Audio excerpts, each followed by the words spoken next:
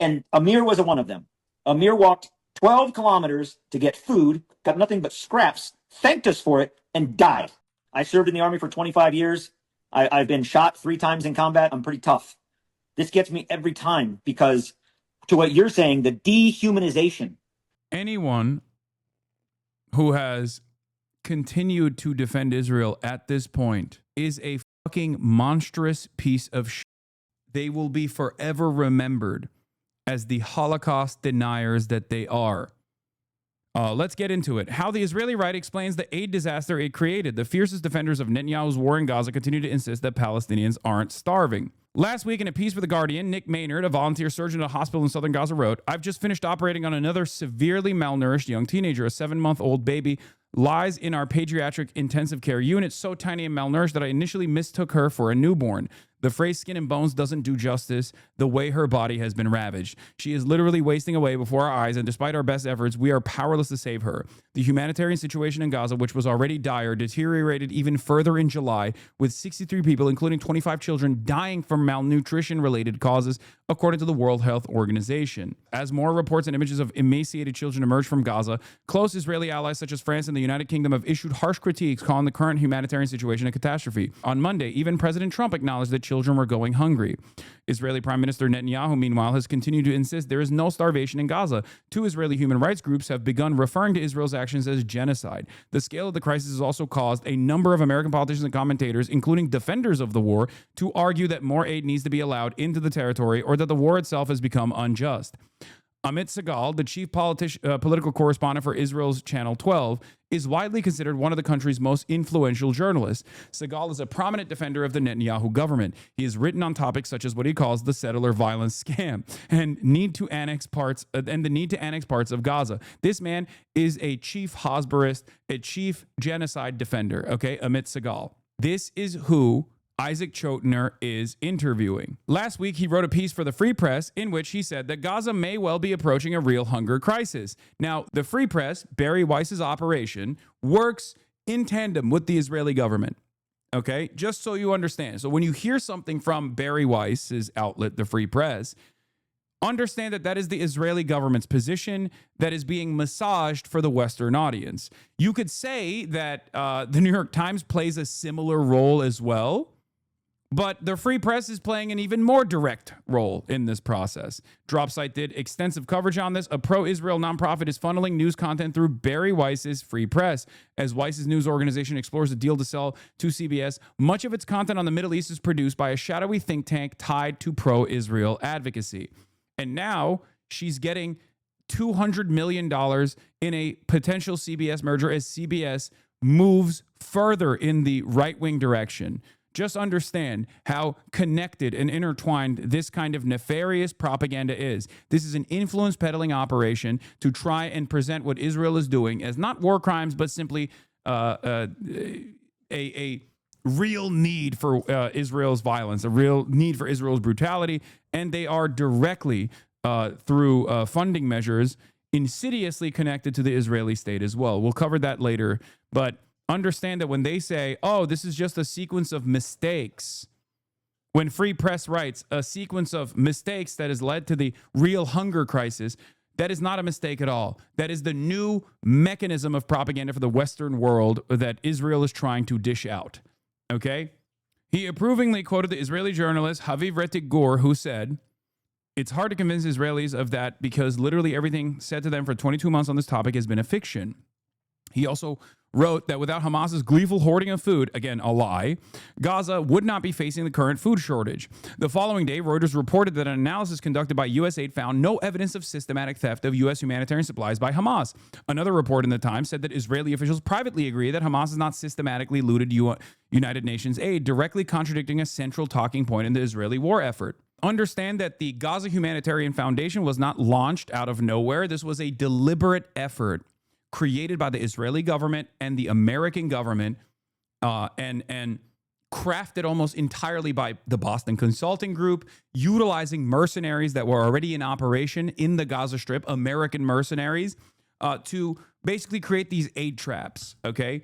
Aid traps that play a role in PR for Israel. Because as I've said before, the one thing that all of these NGOs will point to as a non-starter is denial of aid. Like Human Rights Watch, for example, that was founded by a Holocaust survivor who literally after October 7 said Israel's actions are not genocidal. Why did he change his attitude? Why did he recognize that? He recognized it because Israel had denied aid. You can always contextualize all of the death and destruction by simply claiming that this is collateral damage. You can say 60,000 deaths, even though the number is far higher. 18,000 children have been slaughtered mercilessly by Israel, but that's actually war casualties. That's just collateral damage in precise targeting operations that are sometimes imprecise. There is a legal way to engage with bombing campaigns, but there is no legal defense for denial of aid.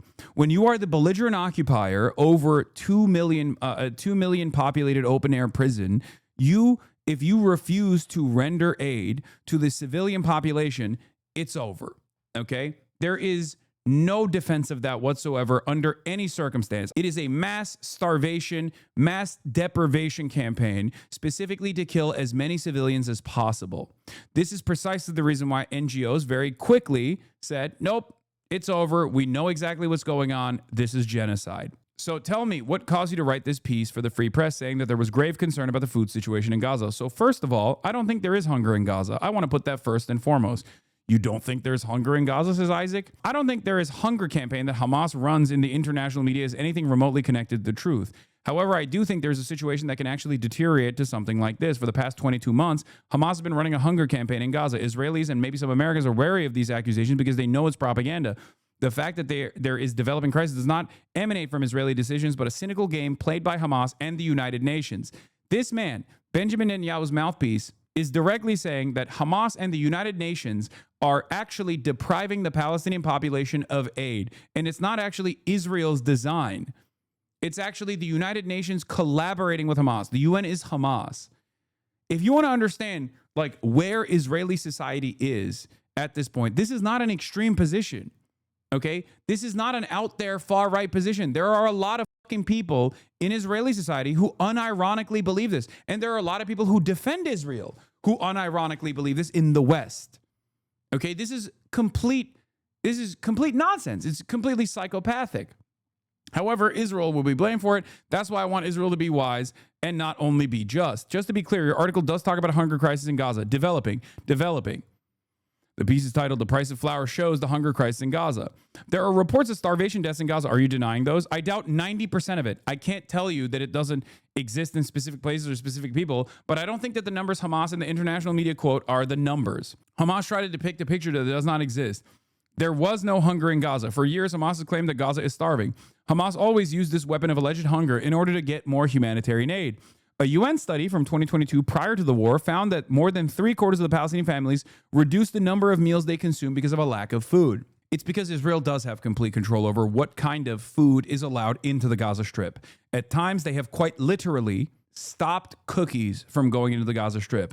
The sex pest that I was previously referencing, sex pestiny, has actively lied at the behest of the Israeli state to claim that Hamas has the capacity to actually take cookies and turn them into rocket fuel. Okay? That is how fucking stupid the argument is. That they were saying we're not letting in cookies into the Gaza Strip because they can turn cookies into rocket fuel. They can turn the sugar in the cookies into rocket fuel by, I guess, by way of alchemy. That's real. That's a real thing.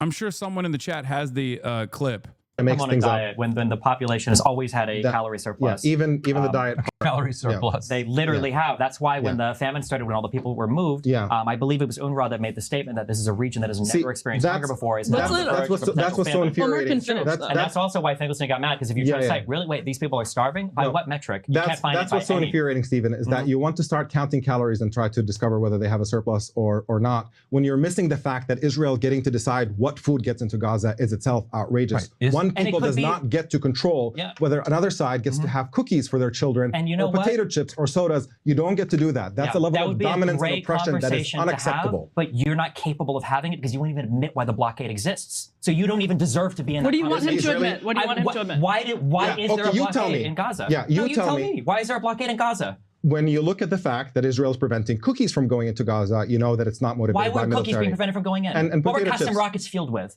Yeah, with cookies? Yeah. With sugar and fertilizer. Yes, that's how they made the early rockets. The first generation of them was we're going to deny Palestinians in Gaza sugar because it might be used. For the record, this wasn't enough for people to go, hey, man, I think you're out of your fucking mind and you're simply just repeating whatever the fuck Israel has claimed as a verifiable truth. There is no mechanism to turn the sugar inside of cookies into rocket fuel, okay? The reason why I'm mentioning it is because Israel makes ridiculous claims for every single point of oppression. Let's continue. The Times reported that at least 20 Palestinian children had died from malnutrition and dehydration. So we're not denying that people have died, right? No, we do not deny that people died. We are just not sure that people died from dehydration or starvation. That report I just quoted was from March of 2024. I see. I beg to differ with the New York Times because the New York Times bases its reports on Hamas sources. The New York Times is Hamas. The New York Times is the most pro-Israel outlet in the Western world alongside the BBC. And these guys are saying the New York Times is Hamas. The New York Times relies heavily on stringers in Gaza that have two options, either report what Hamas wants or die. And I blame the New York Times for this. The head of the legal department of the New York Times told me, how can you blame us for writing what Hamas wants? Our journalists died because in the past they reported things that Hamas didn't like. This is a fucking lie. What can make hunger in Gaza is the unholy coalition between the UN and Hamas. Each and every organization in Gaza has to pay at least 15 to 20% of the humanitarian aid directly into the pockets of Hamas. Hamas. We have to starve the Gazan children because Hamas. The UN is Hamas. The New York Times is Hamas. Everyone is Hamas. Sometimes the fucking Israeli hostages that were released are also Hamas. Everyone is Hamas. The IDF is Hamas at times. Everyone is Hamas. This is not a sustainable worldview. The UN and Hamas are not on a campaign to feed Gaza. They're on a campaign to stop the Gaza Humanitarian Foundation from the distribution of food in Gaza. Why? Because they want a monopoly. The GHF is a private nonprofit set up by the American and Israeli backing to deliver food. Let's admit it. It's an Israeli-American creature that is focused on feeding Gazans, for the record. There's members of the opposition party that have openly admitted that Israel is funding the GHF. Okay? There has been a lot of time spent denying that. Israel is behind this foundation, but the idea is noble, and it is to keep humanitarian aid from becoming a weapon for the survival of Hamas. Now, here's the question for you. Why is the UN obsessed with the GHF? The hundreds of people who have been killed at GHF sites, asks Isaac. It's not even hundreds. It's actually more than 1,000 at this point. No, this is what Hamas claims and what the New York Times quotes. By the way, the vast majority of people killed in the GHF were killed by Hamas. Hamas tried to kill and shoot people who came to take food from the GHF because the purpose is to save Hamas's regime. American mercenaries at this point have openly revealed that they are the ones who are fucking shooting the Palestinians that are at those aid delivery locations. American mercenaries have openly revealed that the IDF is also shooting tank shells into crowds. The Israeli occupying forces' own veterans that have directly participated in this shooting at Palestinian civilians at the point of aid delivery have openly admitted that they are the ones who are shooting at people who are trying to get aid. There are videos. There are countless hours of videos of unarmed civilians begging for their lives, trying to get to the point of aid distribution while being shot at with Israeli weapons. The idea that this is actually Hamas that's shooting people is so insane that it requires you to close your eyes, plug your ears, and just assume that the IDF soldier on camera that's directly shooting at Palestinian children that are trying to get aid at the GHF drop sites is actually secretly a Hamas militant. The GHF contractor told Senator Van Hollen directly that he was directly told the GHF's client was the IDF and to never disobey them again.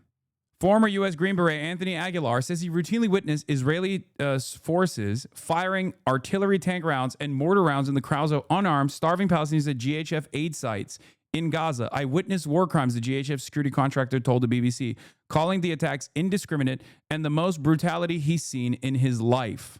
Into a crowd of people, destroying a car of civilians that were simply driving away from the site.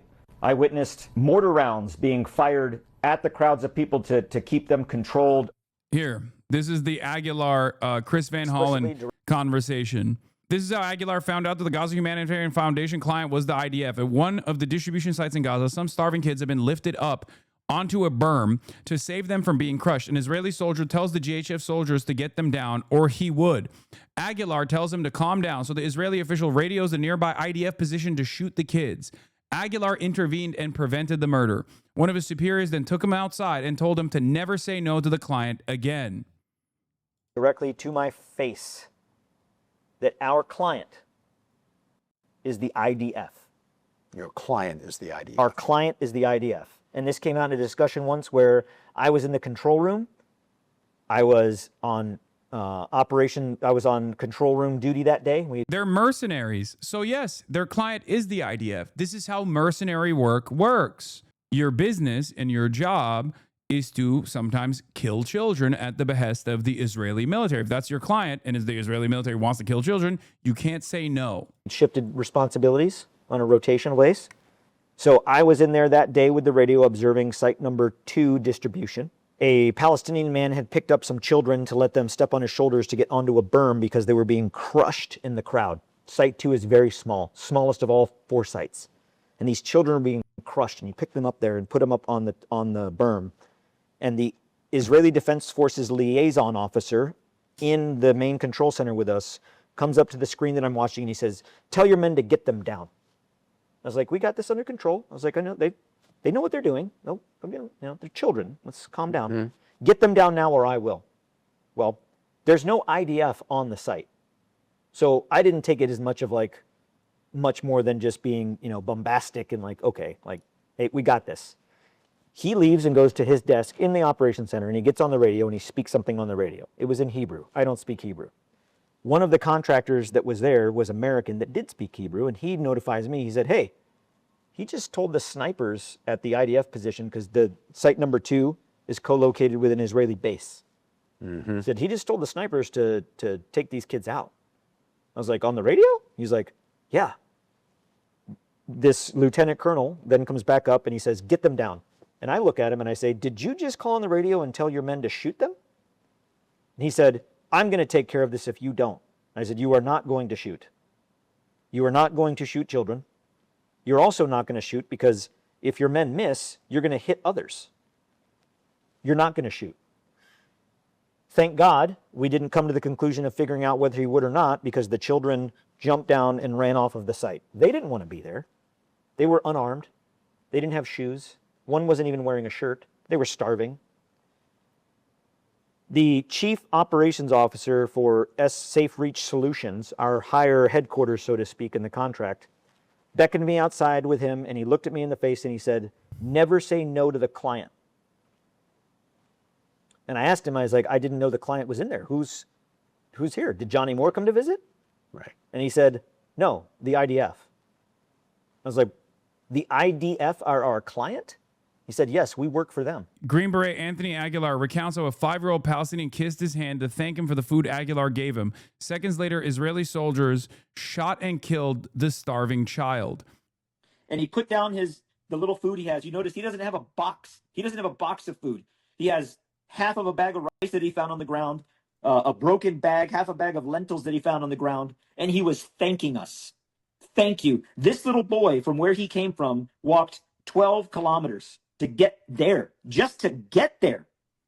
12 kilometers. Look at this boy. And when he got there, he thanked us.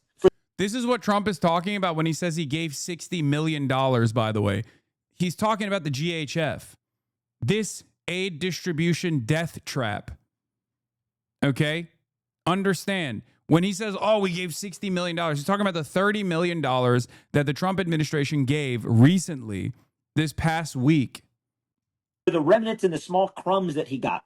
And he sets them down on the ground, because I was kneeling at this point, and he sets his food down, and he places his hands on my face, on the side of my face, on my cheeks, these frail, skeleton, emaciated hands, dirty. And he puts them on my face, and he kissed me. He kissed me, and he said, "Thank you," in English. "Thank you." And he collected his items, And he walked back to the group. And then he was shot at with pepper spray and tear gas and stun grenades and bullets shot at his feet and in the air. And he runs away scared. And the IDF were shooting at the crowd. So they're shooting to control the population that's along the Marag corridor. And as they're doing that, they're shooting into this crowd. And Palestinian civilians, human beings, are dropping to the ground, getting shot. And Amir was one of them. Amir walked 12 kilometers to get food, got nothing but scraps, thanked us for it, and died. I served in the Army for 25 years. I've been shot 3 times in combat. I'm pretty tough. This gets me every time because, to what you're saying, the dehumanization. And what I want to say to the American people and to the people of Israel, I've been there. I have touched them. I have talked to them. The civilians in Gaza that are getting the food, they are starving. They are not animals. They're human beings. And they're being treated like animals. We treat these civilians in Gaza worse, with less dignity than we treated the ISIS fighters that surrendered in Baghouz Faghani in Syria in 2018. This is why I always say, if the New York Times accurately covered what was going on since October 7, you would have a lot more people who feel as angry and as resentful as you do. Okay? But that is the unfortunate reality, that only when an Israeli military official anonymously gives a quote to the New York Times does it get reported on as though it is the God's honest truth. Only when it's an American soldier that reveals this information do people actually start paying attention to it. Real journalism relies on covering all angles. Real journalism relies on refusing to cover a blanket statement coming from a government entity that has consistently lied over and over again. Israel has lied so much. After the 11th time, you're supposed to go, I think you're lying about this like you did the past 11 times. And yet, even to this day, 22 months into this ethnic cleansing and starvation campaign, this genocide, the only way that you can get any information that is at least close to the truth of what has been going on for months and months on the ground in Gaza is when an Israeli official admits to it. Children in Gaza are malnourished and starving, as New York Times reporters and others have documented. We recently ran a story about Gaza's most vulnerable civilians, including Mohammed Zakaria al-Mutawak, who is about 18 months old and suffers from severe malnutrition. We have since learned new information, including from the hospital that treated him and his medical records, and have updated our story to add context about his pre-existing health problems. This additional details gives readers a greater understanding of his situation. Our reporters and photographers continue to report from Gaza bravely, sensitively, and at personal risk so that the readers can see firsthand the consequences of war. There was no reason to add this. Okay? The mother of the child has been interviewed. She said, "My son was born in December 2023 during the war without any chronic illnesses. Doctors diagnosed him with macrocephaly, which they said was caused by nutritional deficiencies during pregnancy due to the Israeli war. Over the past 4 months of displacement, his condition worsened due to the severe shortage of food. That is when he developed acute malnutrition." She shared with Misbar a photo of the child taken before his health deteriorated. This pre-existing condition to which the Times refers is, in fact, deliberate starvation by Israel's genocidal war criminals. Now understand something. Does this change the reality? Does this change the narrative at all? Yes. Israel is starving all children, including disabled children. How is this supposed to be a defense of Israel's starvation? To claim that, actually Anne Frank died of typhus.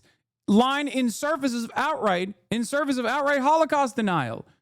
So Israel's military campaign has not only caused these conditions to arise in children, but it's also still starving that child, even if that child had a genetic predisposition that had nothing to do with Israel's actions. What are we talking about? Israel's still starving that fucking child. The only way you think this is an appropriate counter-messaging campaign is if your head is slammed so far up other pro-Israeli accounts assholes that you think this does not look horrifying to the average individual that is watching from afar, that is shocked by the images of emaciated children. That's what's so crazy about this. These guys literally do not understand that people with a fucking soul out there that see these starving children and then hear someone who's defending Israel go, nah, that starving child also had a genetic condition. They don't look at that and go, oh my God, I've been duped. I guess that child with a genetic condition deserved to fucking die because of Hamas. They don't see it like that. They look at you and think you are 1,000,000 times worse than Hamas. Anyone who has continued to defend Israel at this point, regardless of how they're engaging in this defense, maybe they're saying Israel's doing something bad and it's fucked up, but also the other side is way worse and we have to let Israel continue doing this, you know, is a fucking monstrous piece of shit. It is an increasingly smaller and smaller audience that is demanding this kind of commentary. They will be forever remembered as the Holocaust deniers that they are. They will have participated. When the dust is settled, everyone will know that they have participated in defending and continuing the modern day Holocaust that we have all seen with our own two fucking eyes. This morning, the global impact of the desperation in Gaza, where the pause to let some aid in continues, but the hunger is severe. Yesterday, an airdrop of aid landing in the sea. Palestinians risking their lives for a taste of food. The Israeli government has said there is no starvation. For the record, under normal circumstances, Israel will be shooting these guys. The only reason why they have stopped their military operations in certain areas after telling Palestinians that they're not allowed to go into the fucking water is because of all the bad press they got over this past couple of weeks. And said Hamas is behind the pain in Gaza. Who is responsible for this tough reality? I answered, this is Hamas. On his trip abroad, President... Yeah, it's Hamas, Hamas terrorists, over and over again, right? Let's continue. In the U.S., political fallout is growing. Congresswoman Marjorie Taylor Greene, a Trump ally, writing, "It's the most truthful and easiest thing to say that October 7th in Israel was horrific and all hostages must be returned. But so is the genocide, humanitarian crisis, and starvation happening in Gaza." Israel has denied the accusation of genocide, but other Republicans disagree with Greene, and many, while condemning the hunger, say Hamas is at fault. Good afternoon, everyone. You've got a terrorist group like Hamas operating in that region. They're going to intercept and divert a lot of that food aid. Oh, okay. Yeah, no, it's the Hamas. Hamas is intercepting and diverting that's going in there. Yesterday, 40 Senate Democrats sending a letter to the Trump administration pushing for more aid. Very, very disappointing. The Netanyahu government has choked off humanitarian aid since virtually the very beginning, but most brutally recently. While tensions continue to be high, at a town hall in Illinois yesterday, Democratic Congressman Bill Foster repeatedly interrupted by audience members against the war. What the fuck do they think Hamas does with food aid? It doesn't matter. But Hamas is like, to stop the conversation, Hamas is a terrorist group. But Hamas, shut the fuck up. That's what it is. Listen, anytime someone says, but Hamas, or do you condemn Hamas, understand that the purpose of that, you should just substitute it with, why do you care about this? Shut the fuck up about this. I don't want to hear about this. That's it. That's it. That is the only purpose, okay?